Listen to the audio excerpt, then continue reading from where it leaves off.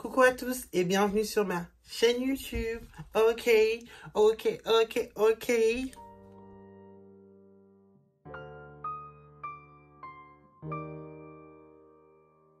Kyla Imani, yeah. Coucou à tous. Je pense que la majorité des gens qui sont venus sur ma chaîne YouTube, c'est des gens qui me connaissent sur TikTok parce que je fais des story time. Ouais, je raconte des story time. Et cette fois-ci, je me suis dit, on va faire quelque chose de différent. On va faire quelque chose Enfin, je pense que tout le monde le fait, entre guillemets. J'ai pris le concept de Lagos parce que j'aime trop ce qu'il fait. Mais cette fois-ci, moi, ce ne sera pas que sur les relations amoureuses, c'est sur plein de choses, plein de sujets. Et donc, j'avais demandé, ça fait un mois que j'ai demandé qu'on puisse m'envoyer des messages en privé de vos situations, que ce soit financières, amoureuses, professionnelles, tout. Vous pouvez me poser toutes sortes de questions, vous pouvez me demander toutes sortes de conseils, j'essaierai d'y répondre. Et les abonnés seront aussi d'y répondre par message. Ici, il n'y a pas de tabou, il n'y a pas de secret, il n'y a pas de ouais, on va juger. Enfin, après, vous savez comment je suis si vous me connaissez sur TikTok. Je suis quelqu'un qui est très cash et qui ne mâche pas mes mots. Et si tu m'envoies ton message, c'est que tu le sais très bien. J'essaierai de répondre avec honnêteté. Honnêteté, mon Dieu, je vais y arriver. Honnêteté. Donc voilà. J'attends, va chercher tes popcorn, va chercher ta boisson et on va commencer. On va commencer. Parce qu'il y a des messages qui sont tellement croustillants, je vous dis. Des fois, je me suis dit, merde, on est dans un monde de fous. On est dans un monde de fous. Bref.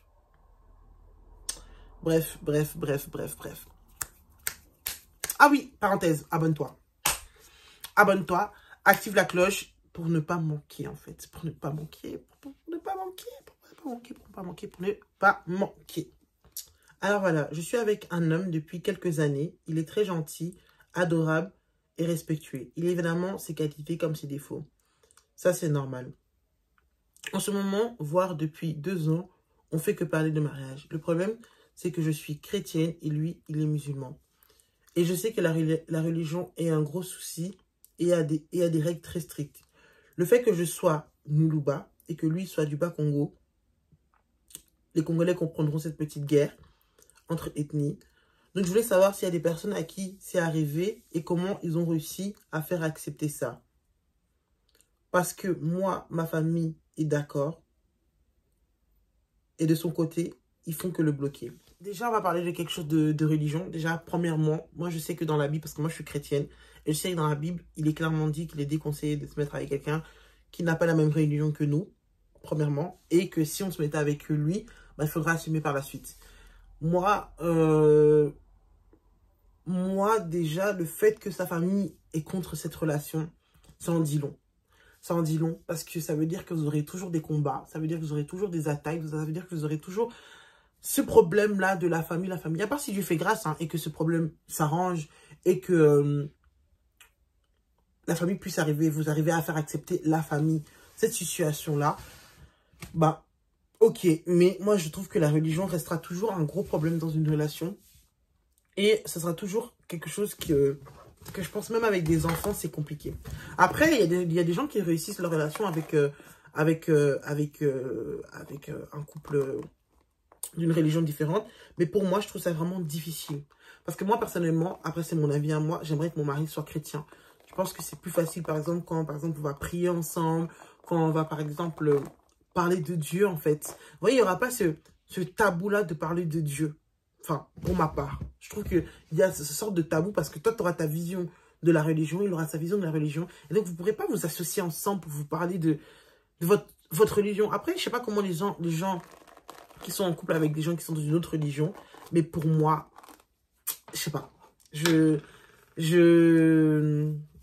suis pas pour, mais après, si tu sais comment gérer ça, bah, let's go.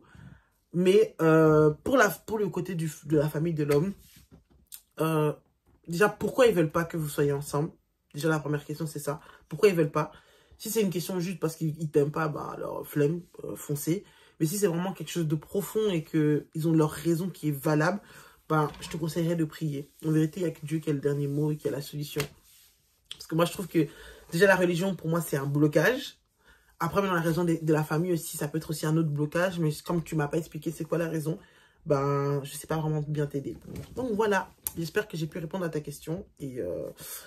et avec honnêteté. Coucou Imelda, j'espère que tu vas bien. Ça fait un moment que je suis amoureux de mon meilleur ami et je ne sais pas comment lui annoncer. Il est tellement gentil, tellement adorable et tellement respectueux qu'au fur et à mesure qu'on passe du temps ensemble, au fur et à mesure que je tombe amoureuse de lui. Le problème dans tout ça, c'est que c'est quelqu'un qui m'a toujours considérée comme sa sœur. Il ne m'a jamais vu encore plus que ça. On a déjà eu une discussion à propos de ça. Il m'a dit, honnêtement, je pense pas que je me verrai avec toi. T'es une jolie fille, mais je pense pas être l'homme pour toi dans ta vie. Que faire? Et déjà, le mec, il t'a déjà friendzoné. Donc, c'est un peu compliqué. C'est un peu compliqué parce que... Attends, en fait, le mec, il t'a déjà dit qu'il veut pas de toi. Tu vois. Il veut pas de toi. Moi, je suis quelqu'un, je suis pas dans le forcing. Je vous jure, je suis pas dans le forcing. Moi, je pars du principe, si quelqu'un veut de toi, il va tout faire pour t'avoir. Vraiment. Si quelqu'un veut de toi, il va tout faire pour t'avoir. Parce que l'être humain, il est prédisposé à donner tout pour une personne s'il l'aime vraiment. Vous voyez? S'il l'aime vraiment, il peut tout donner. Tout donner. Les gens qui disent, ouais, il m'aime, mais nanana. Non. S'il t'aime, t'inquiète même pas qu'il va faire des kilomètres pour toi.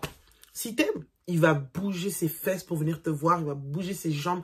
Il va tout faire pour toi. Un homme qui est amoureux, une femme qui est amoureuse, non. Il va tout donner pour toi. Donc, si le gars te dit clairement, en vérité, non, je pense que, honnêtement, tu devrais passer à autre chose. Tu devrais peut-être annuler tes sentiments pour lui. Ou sinon, tu demandes au Seigneur de t'éclairer, de te montrer quoi faire. Ouais, en fait, c'est ça. Il y a que ces deux choses-là. Ou tu demandes au Seigneur, ou tu passes à autre chose.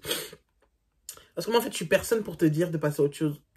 Parce que toi-même, tu connais votre relation, tu sais comment ça fonctionne et tout. Mais si le gars t'a déjà dit en vérité, t'es comme ma petite sœur, maybe. Moi, je pense que j'aurais laissé tomber. Vraiment. Moi, je suis quelqu'un, déjà, je suis une flemmarde en amour. Je suis trop une flemmarde en amour. Déjà, premier point. Donc, moi, si déjà tu me dis, c'est pas possible, bah, ok, c'est pas possible. On passe à autre chose. Bye. Bye. Non. En vérité, je te conseille de passer à autre chose. Coucou Imelda, j'ai l'impression que ma fille de 15 ans est amoureuse de mon fiancé. Ça fait un moment que je la vois sortir en petite tenue dans la maison, lui parler d'une manière très aguicheuse. Je ne sais pas quoi faire. Je lui ai déjà posé la question pour savoir si elle était intéressée par lui. Elle a dit, maman, t'es folle. Jamais, c'est mon beau-père. Je le vois comme un père. Mais à chaque fois que je la vois dans la pièce, à chaque fois que je l'entends lui parler, la façon comment elle rigole, ben, c'est pas un rigole innocent, une rigolade innocente. J'aime ma fille, ne pense pas que je suis jalouse d'elle ou que j'ai un problème contre elle. Non, non. Au contraire, moi, je veux son bonheur, je veux qu'elle soit heureuse et qu'elle se sente bien dans sa peau et qu'elle trouve elle aussi son mari. Mais je sens vraiment qu'il y a quelque chose qui cloche. Que faire? Ah! Pardon, désolé. En fait, je suis choquée, je ne m'attendais pas à ça. Je ne m'attendais pas à ça. Si ta fille, elle te dit que c'est pas le cas, je sais pas en fait. Je trouve ça tellement malsain. J'imagine, t'es là, t'arrives là, c'est ta fille de 15 ans. Genre, ta fille de 15 ans, là, elle veut prendre ton boug. Genre, tu dois te battre avec ta fille de 15 ans. Genre, la meuf, ta fille de 15 ans est en train d'aguicher ton gars devant toi. Genre, petite tenue et tout. Ah, moi, je te défonce. Hein. Ah, la vie, je te défonce. Que le Seigneur me pardonne, mais je te défonce. On va pas passer par quatre chemins. Non, on va pas passer par quatre chemins, en fait. Parce que la mère, elle... Enfin, après, peut-être c'est... Je sais pas, en fait, le truc, c'est que je suis pas là pour voir. Vous voyez, si j'étais là pour voir, j'aurais vu le comportement de la meuf et tout, de la petite fille de 15 ans. J'aurais dit, ouais, non, la meuf, là, elle est chelou.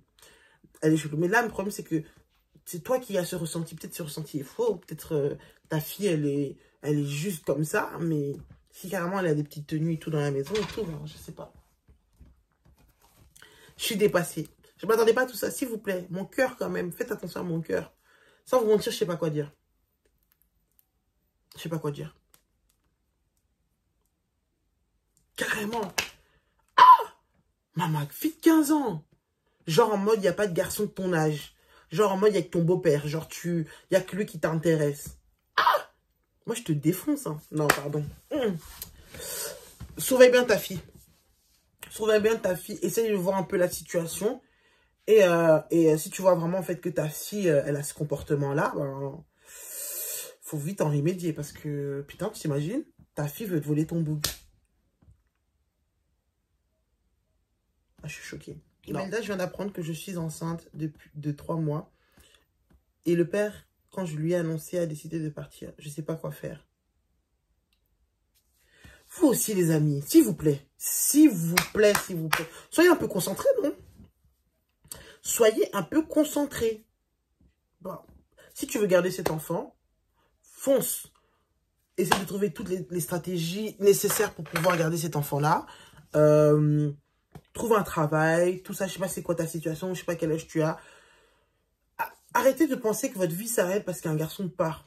Stop. Arrêtez cette mentalité de penser que parce qu'un garçon est parti, que votre vie s'arrête. Non. Cet enfant, il ne veut pas l'assumer, il n'y a pas de souci. Tu restes quand même sa mère, ok? Si tu penses être capable de l'assumer, fonce. Je sais que ça ne va pas être facile, je ne dis pas que ça va être facile, je ne dis pas que tu vas réussir, je ne dis pas que en claquant du doigt comme ça, boum, la grossesse se passera bien. Mais fonce. Fonce, fonce, fonce, fonce, fonce. Si tu es sûr de toi. Si maintenant tu n'es pas sûr de toi et que tu hésites, moi je suis contre... Enfin, on va pas parler sur ça, sur ce sujet-là. Chacun son opinion. Mais je te conseillerais pas de faire ça. Ce que tu penses dans ta tête. Mais il n'y a que toi qui sais si tu es prête ou pas pour avoir un enfant, en fait. Parce que je peux te donner plein de conseils. Si au fond de toi, tu ne penses pas être prête, ben ça sert. Mes conseils vont servir à rien. Ça servira à rien. Imelda, je ne sais pas quoi faire. Je suis gênée de t'en parler. Ça fait 1 mois que je suis mariée avec mon mari et plus rien ne va. Je suis carrément revenue vivre chez mes parents parce que je ne sais pas quoi faire suite à cette situation-là. Ça fait un moment que, avec mon mari, nous avons des rapports sexuels et nos rapports sont tellement violents, agressifs. Mon mari me demande de faire des choses qui me gênent et qui me refroidissent. J'ai carrément pris peur que j'ai décidé de retourner vivre chez mes parents parce que je ne peux pas accepter ça. Je suis quelqu'un un peu de pudique et je ne m'attendais pas à tout ce genre de...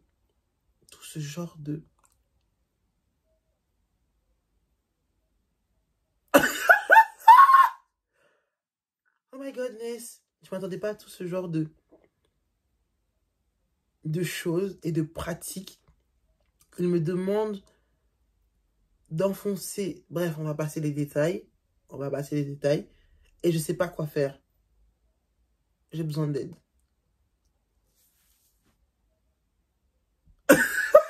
Pardon. Je rigole pas de la situation, je rigole parce que je suis choquée. Eh, vous voulez traumatiser les enfants d'autrui. Ça fait 1 mois qu'elle est mariée, elle veut déjà fuir. My God! Oh, papa, tu peux même faire semblant. Tu peux faire même semblant d'abord au début. Moi, le conseil que je peux te donner par rapport à cette situation, honnêtement, ben, tu devrais lui en parler en fait. Fuir, c'est pas une bonne solution. Je te conseille de parler avec ton mari parce que au final, c'est vous deux qui savez ce qui est bon pour vous en fait. Parce que si tu penses que tu n'es pas capable d'assumer tout ça, ben, je te conseillerais de lui dire. Parce que vous êtes mariés. Ouais, vous êtes mariés. J'imagine que tu l'aimes. J'imagine que à part son côté bizarre de ce côté-là, ben, t'aimes cette personne, t'aimes comment il est, t'aimes sa façon d'être, quoi. Donc, ouais, moi, je te conseille de lui en parler et de lui dire ce que tu ressens. De lui dire ce que tu ressens et de lui dire en vérité que c'est mort, ce côté-là. Bref, question pour Imelda, j'espère que tu vas bien. Ça fait un moment que j'ai réalisé que j'avais des sentiments pour mon demi-frère. Attends, pause. C'est une plaisanterie. Attends, pause. Comment ça ton demi-frère? Ah! Vous avez des lourds secrets quand même, hein? Ton demi-frère? J'ai même pas envie de lire la suite. Ah! On est 7 milliards sur cette terre, c'est ton demi-frère que t'es parti chercher, Sista. Non, pardon. Ça, je vais pas répondre, pardon. Et quand je vous parlais des filles là qui veulent divorcer au bout de 5 jours, écoutez l'histoire que la fille vient de m'envoyer. Coucou Imelda, j'espère que tu vas bien. Je suis mariée depuis seulement... Écoutez, hein, je suis mariée depuis 2 semaines, mais j'en peux vraiment plus.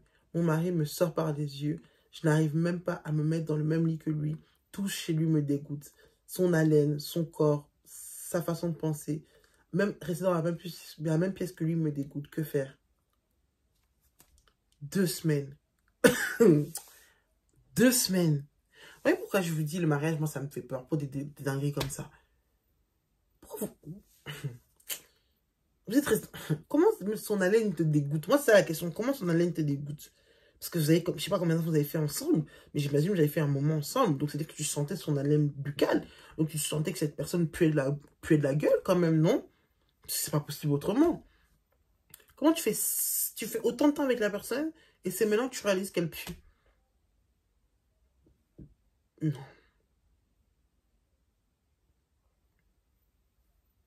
Moi, je sais pas quoi dire. Là, j'ai pas de conseil à te dire. Bonsoir, Imelda. J'aimerais avoir ton conseil. J'ai